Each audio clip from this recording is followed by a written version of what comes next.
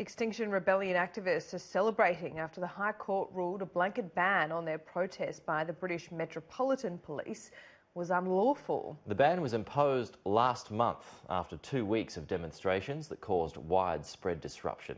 Emma Birchley has the latest. What happened back in October when the police used Section 14 of the Public Order Act was unlawful.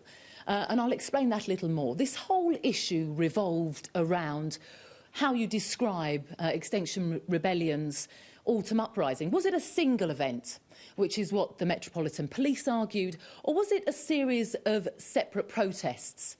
Now, the Metropolitan Police said, well, you publicised it as a single event. So when we used that order to prevent people from protesting in numbers greater than 2, that was brought in about a week into those protests, then actually that was fine. It provided a blanket ban for what protests followed through the rest of the week.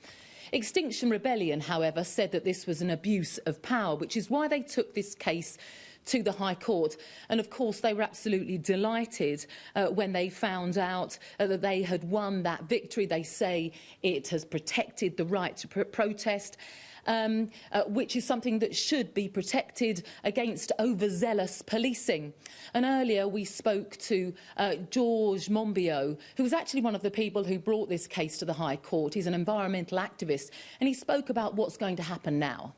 I see this as a double victory. You know, we've established not only that the arrests were unlawful, but that, you know, we managed to get arrested in large numbers. Now we can get a lot of those decisions overturned.